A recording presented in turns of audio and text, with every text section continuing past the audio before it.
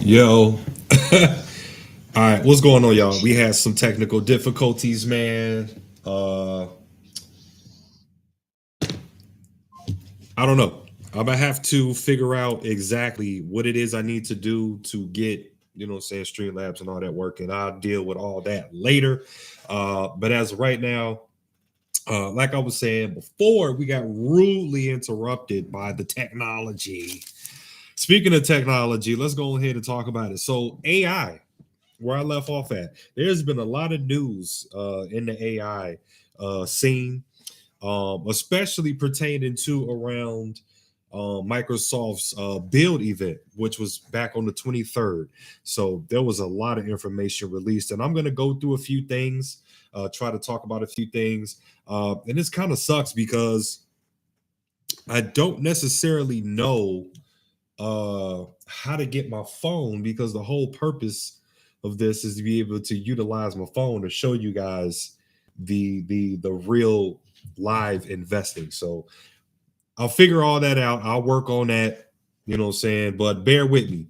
You know what I'm saying? Happy to be here, dog.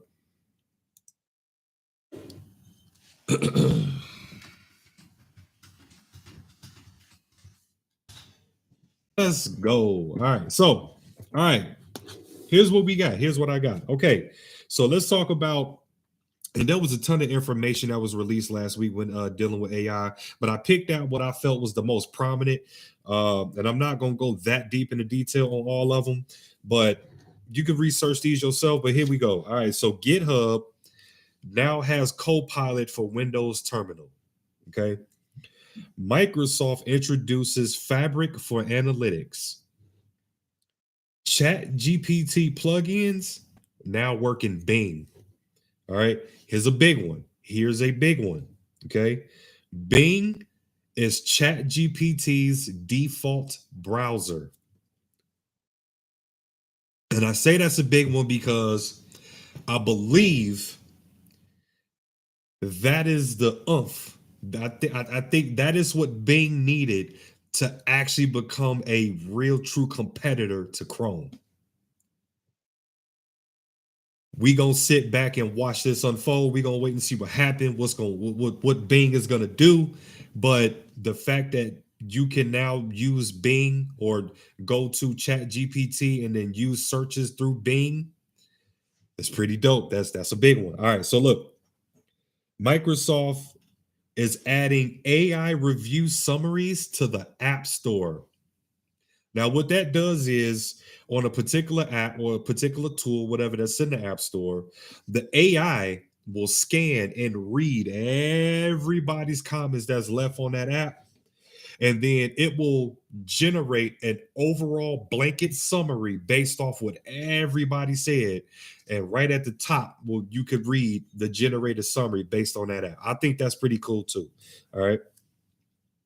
Microsoft is adding AI straight into the operating system through Copilot. Through Copilot. So again, not gonna get that deep into it because it during the build event, they actually showed how to use it, how to utilize every dog. It's so dope. It's so dope. But you have to, go do the research on it yourself because it's so intensive, is so much that you can do with it. You have to go research that. All right. So Kyber launches storyboards. That's a good one. Okay.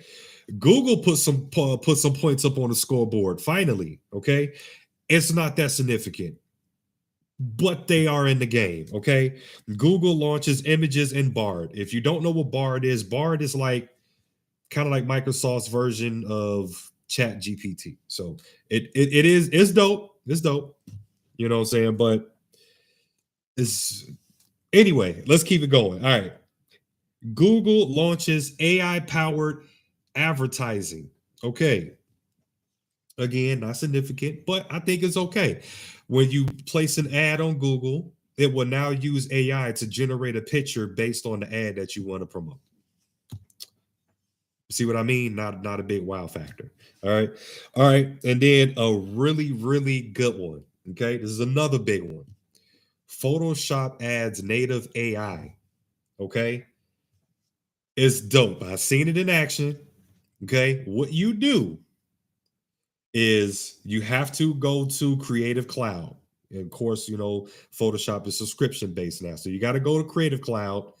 Instead of downloading Photoshop, the full blown software, you have to go to beta apps on the left side of the Creative Cloud in the window that pops up. You have to install Photoshop beta. Then you will gain access to the native AI because everything is still in beta. Okay. You can drag in a photo into Photoshop beta. Okay. Open up the little chat box and you can simply just type, add, I want you to make the sky green and I want you to make the grass orange. I want you to make the brick walls yellow. And it will do that. Photoshop will generate it for you. Dog, is so dope. It's so dope. All right. So with that being said, a little more news that came out, and I think they're pretty significant. So Meta, which everybody knows Meta is Facebook. So Meta released its multilingual speech AI, okay, which allows you to speech to text in over 1,100 languages. And I've also seen this used live as well. So you can literally speak, talk to this thing, whatever you want it to say, and it will spit out in whatever language you need it to be in. Okay. We should never have any more language barriers with dealing with other races, cultures, or whatever. We should be good. This language makes us good. This program makes us good. All right. Here's a big one. And this one I believe is a little dangerous because of the news outlets behind it.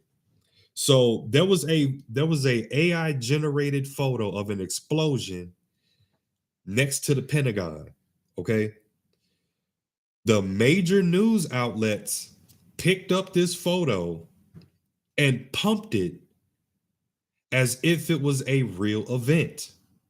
Now, because of it, it actually caused the stock market to take a dip. Now, the issue that I have is not with the AI generated photo. Okay. The AI wasn't the problem. The problem that I feel is that the news networks didn't do no due diligence on this photo or even went out around the Pentagon to see if there really was an explosion, and they pumped it as if this was real. So that right there, I want you to think about that. That right there should let you know how much BS these news outlets is on.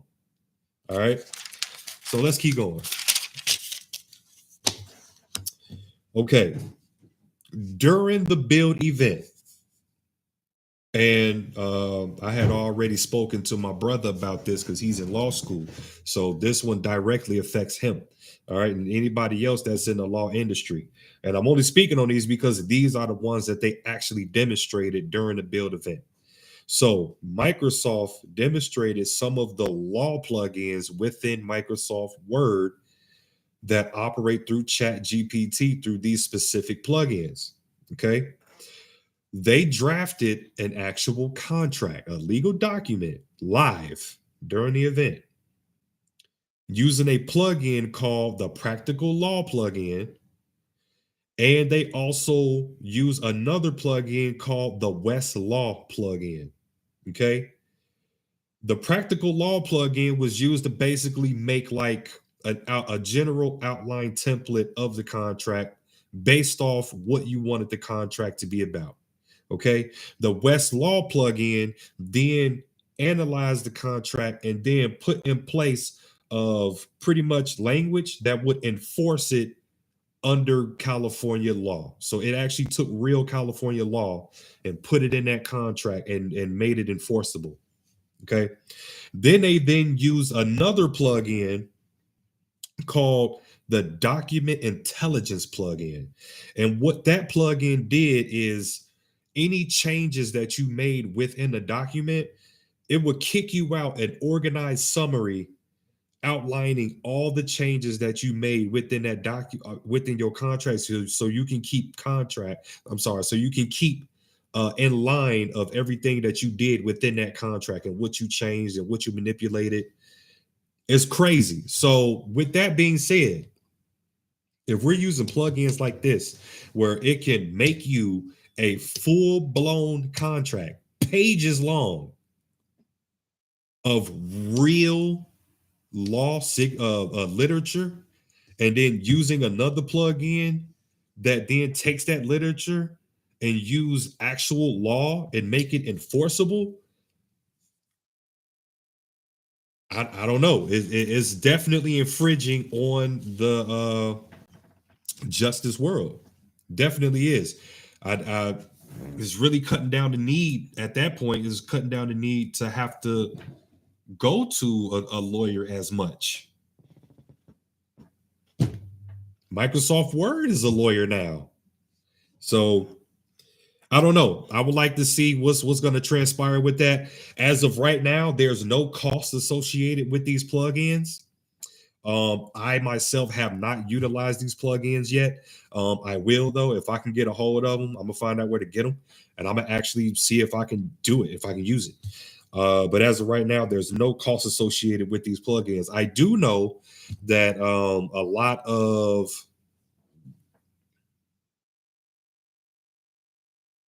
yes, sir. Make sure y'all hitting like, share, subscribe, and click the bell. Absolutely, absolutely. Appreciate that. But yeah, so what I do understand is they do have a bunch of law firms that are out here that actually have access to these plugins. They've been using them. From what I understand, there is a so-called license fee associated with it, but I have no idea what those fees are. I don't know the cost. But that's, I don't know. That's a big one, and we really need to look out for that and watch that one. All right, so moving on. Opera is another web browser. That's actually an OG web browser from back in the day. They still around, and they put a point up on the scoreboard, and they now have their own AI called Aria. So, and that's the same thing where they can type in and it does searches for you, but it pulls up pictures along with the searches as well. So, in the same ballpark as the advertisement with Google. Blah blah blah. Okay, so now, we spoke about how that photo of the bombing next to Pentagon wasn't real, but it still tanked the stock market. Nvidia, however, they stock grew 25% in one day. Now, I'm not going to say that's unheard of, okay? But back in January of this year, Nvidia, if you don't know what Nvidia is a graphics card production company. Okay, so when you're looking at your screen and you're able to see your screen to go to Facebook and all that, that's a graphics card. Okay, that more than likely that's Nvidia. All right, they've got other companies, but Nvidia is the biggest. So they grew 25% in one day, and back in January they were number 11. They were number 11 with I forgot what their market cap was at that point. But now today, they're at number 6. They jumped 5 slots in one day. So that's definitely, Nvidia is definitely something we finna look at today. We finna invest in today. So I'm trying to figure out, I need to figure that out, man, how I can get my phone to show up here. But anyway, so as you all know, we're going to use Stockpile. Okay. So here's my Stockpile. I don't know if you can see that. Here's my Stockpile. Okay. And on this channel, we invest in dollars. Okay. We only use dollars. We're going to look for Nvidia.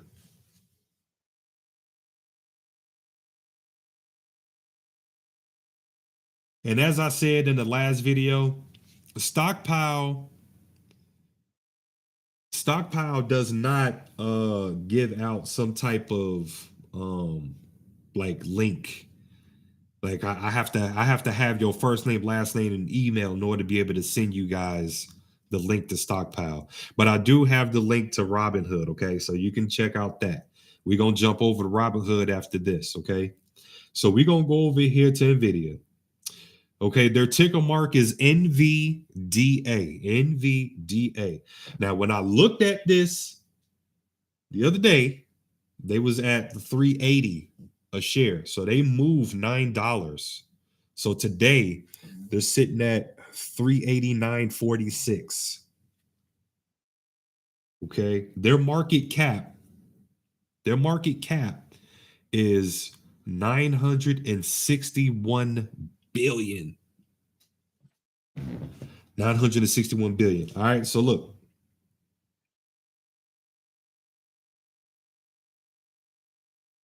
So like I showed y'all in the last one, we always going to go down and we're going to read exactly what the company does, okay? So NVIDIA engages in the design and manufacture of computer graphic processors, what I just said, chipsets, and related multimedia software, okay? It operates through the following segments: graphic processing units, or what you guys may know, GPU, Tegra processor, and others. The GPU segment consists of product brands including GeForce for gamers, Quadro for designers, Tesla, okay, DGX for AI data scientists and big data researchers, and Grid for cloud-based visual computing users. Okay. They have a total of 26,196 employees. They're headquartered in Santa Clara, California. So you can actually pop on in, say what's up. Okay, they local. All right, so here, this is what we're gonna do. We're gonna hit the buy button. Okay. All right, I got $7 available. I got $7 available. Okay. We're gonna buy $5. All right. Let's buy $5 of NVIDIA. Okay. Confirm. Order placed. So I bought $5 of NVIDIA. And now if we go back, you will now see that my available cash is now $2. Okay. So I bought $5 of NVIDIA. So now we finna hop on over to Robinhood. And over in Robinhood, I actually want to purchase some Microsoft in Robinhood. And I'm going to put some bank, or I'm going to bank on the fact that Bing is really going to be a prominent player within the AI space. Okay, now that they're the head browser, they've been granted to be the lead browser for ChatGPT. Okay, the default browser, I mean. Okay, so here's that. Here's Robinhood. Only got 1,600 in there. Okay, let's find Microsoft.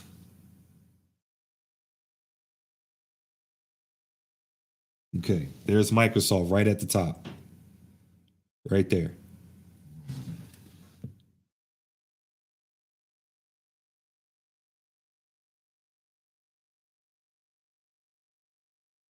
Microsoft is up almost $7 today in the market. Okay. They're $334 a share. Okay. If you want to buy the whole share, by all means, do that. By all means, do that. But I could become an owner by just putting $1 in. So this is what we're gonna do. When you own that main page, you just hit trade, hit buy. Okay. Now you have the option right there. It says dollars right there at the top right there. You also have an option to hit that drop down, and then you can switch it to buy shares if you want to buy that way. Okay. If you want to buy them in shares, like a whole share, switch it to shares. But if you only want to purchase fractional shares, switch it to dollars. Okay. $1. Swipe up.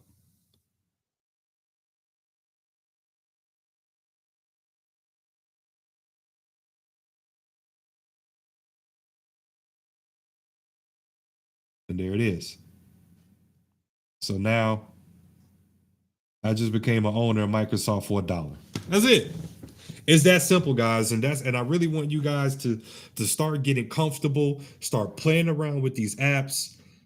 Only play around with money that you're willing to lose. You know what I'm saying? You're not guaranteed to make money. Also, make sure that you do your research. I'm just a guy on YouTube.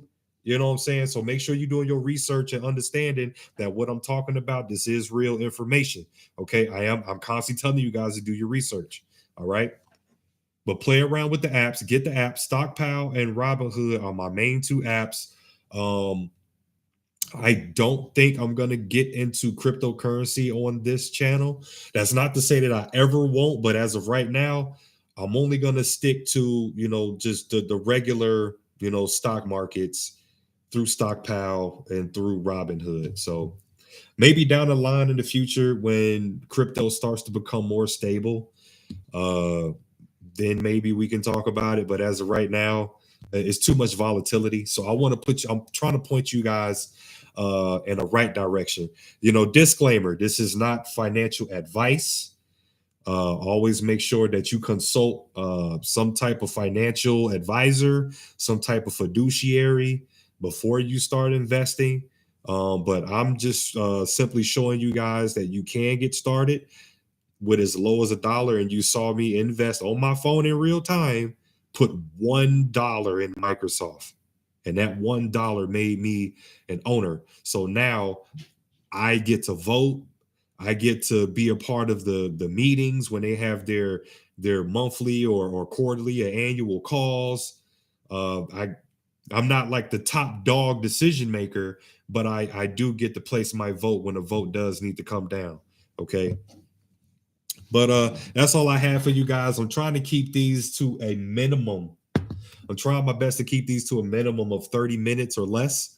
I just want to pop in, pop out, let you know what's going on in the financial world, whether it be cars, whether it be credit cards, whether it be banking, investing, real estate, medical, whatever finance is going on right now, whatever hit the news, want to bring it forth. Let's talk about it. And then let's move some dollars around. All right. So I'm gonna catch you guys on the next one. I'm gonna try my best to have all the kinks worked out. I got a week, so I'm gonna work at it. I'm gonna push and try to get what I need done so that we can have a great experience. Okay. So I'm gonna catch you guys on the next one. This is Money Mondays with Midas. All right, man. Peace, y'all.